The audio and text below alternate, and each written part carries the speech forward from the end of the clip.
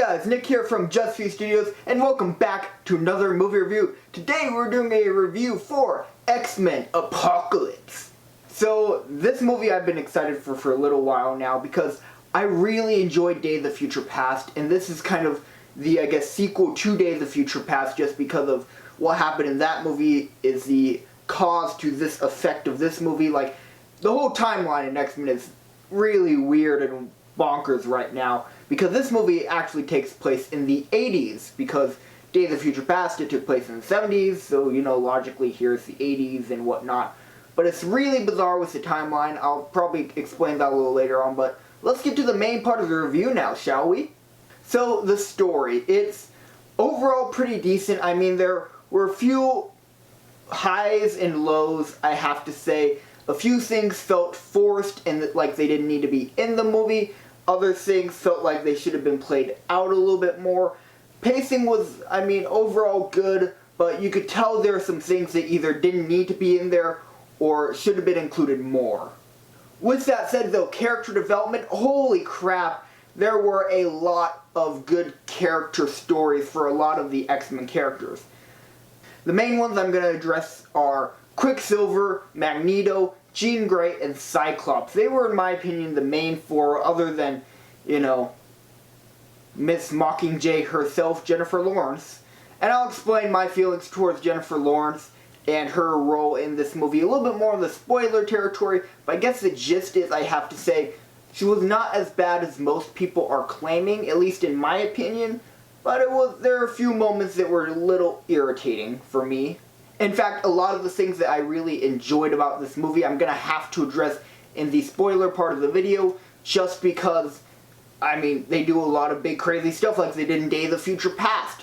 So I'm going to address a lot of the things I feel about the movie then, but the gist is, I did really like the movie. It's one of those movies where, if you liked Day of the Future Past, you're going to like this movie as well, because it's that same style and same tone that they had in that movie. They just carry that over into X-Men Apocalypse, and they introduce the biggest X-Men villain, really, that there is, I guess, unless you count Magneto, which even Apocalypse kind of reigns above Magneto in some aspects. My personal opinion of Apocalypse in this movie is that he was not quite as big and menacing as he could have been, and the parts that were very menacing felt silly when he wasn't using all of his superpower against the X-Men. It was like, hey, I'm just going to play with you, meow, meow, meow. I could easily disintegrate you and turn you to dust. But you know what? I'm not. 'Cause reasons. I mean, it just felt a little ridiculous at times, and things that killed other characters that didn't kill main characters because they were main characters. It just felt like Apocalypse was a little bit shoehorned? I don't know, there's just a few things about Apocalypse in this movie that didn't quite fit well.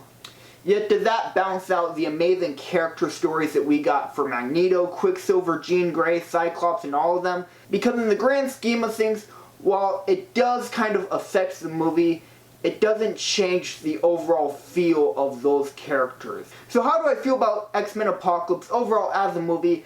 I have to give it an 8.5 out of 10 stars. Because overall, I liked it. I even liked it more than X-Men Day of the Future Past, which is pretty incredible because X-Men Day of the Future Past, holy crap, I love that movie. It's my favorite X-Men movie, or was until this movie. And overall, they're pretty neck and neck, but I have to say X-Men Apocalypse barely nicks above Day of the Future Past. But how would X-Men Apocalypse do on a date, you might ask?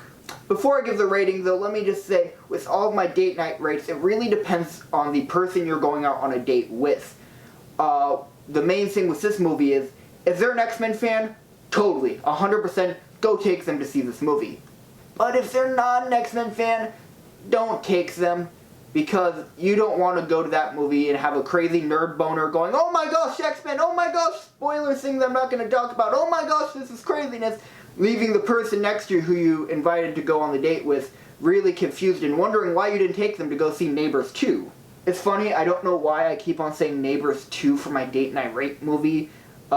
because I haven't even seen that movie yet. I might not even see it until it comes out on DVD, but I haven't even seen that movie yet. It just looks like a good movie in my opinion. I could be totally wrong about that. You could go see Neighbors 2 and yell at me saying, I took them to go see Neighbors 2 instead of X-Men and that was a bad call. I haven't seen the movie yet. I'm sorry. But what do I give X-Men Apocalypse as a date night rate? I have to give it a 4 out of 10 stars overall because if they're not a big X-Men fan, they're just going to be confused as all hell throughout this movie. So that's basically my review. Now I'm going to be moving into the spoiler territory. So if you have not seen this movie yet, you can go see the movie, then come back and we can finish up the review. But hey, for those of you who have seen the movie and want to talk about spoiler stuff, let's begin, shall we?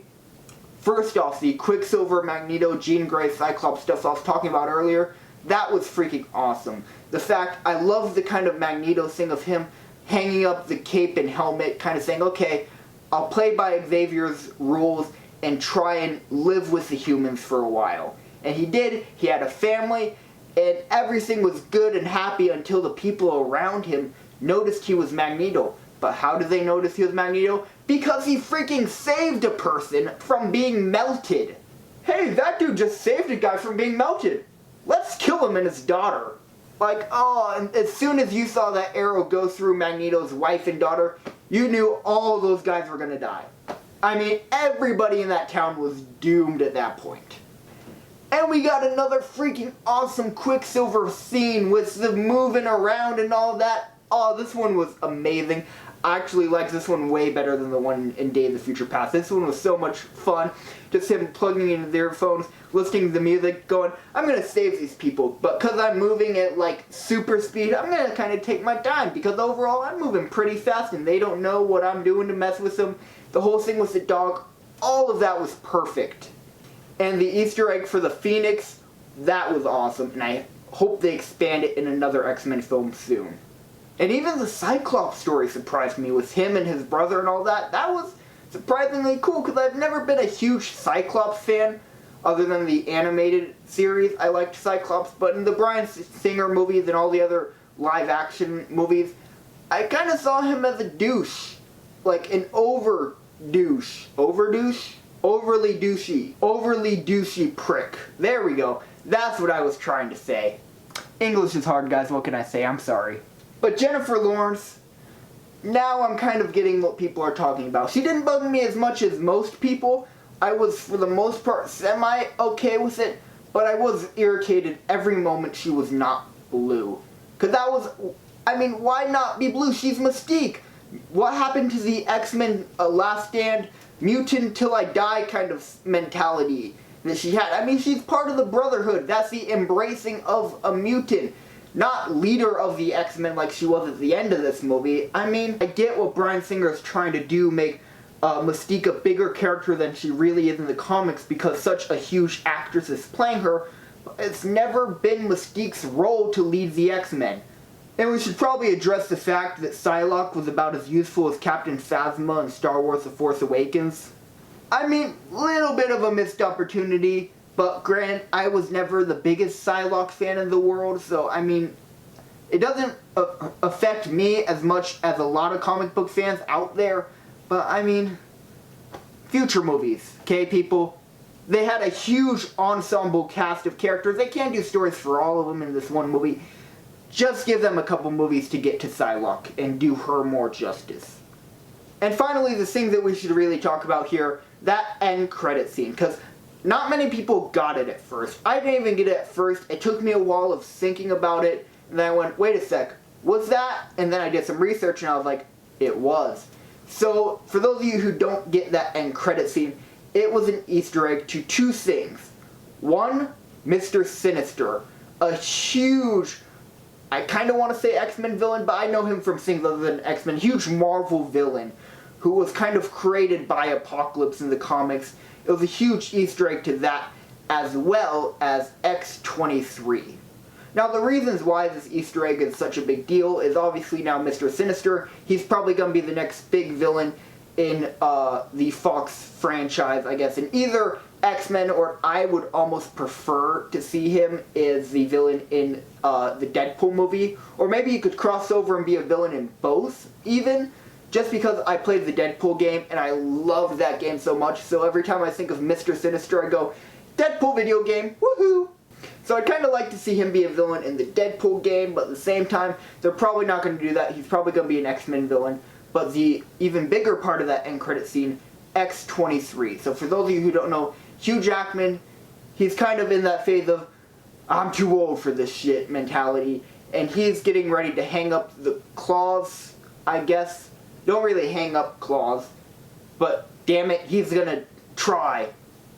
So it looks like what they're doing is they're setting it up for him to do his last movie, which will probably be, he wants to do an Old Man Wolverine movie, so it'll probably be that, which I think is gonna be the new Wolverine movie coming up. I could be wrong, but I think that's the next movie coming up that he's doing. So that's probably going to be his last movie, and in that, they're going to set up to have X-23, which is a female Wolverine, come in and be his replacement in the Fox universe. So there you go, there's kind of the Easter egg explained from the end credit scene, as well as some spoiler talk and a review. So with that said, thank you guys so much for watching. Please like, share, comment, and subscribe. Tell me what you thought of the movie down in the comment section down below, and I will see you guys next time. Later. Woo!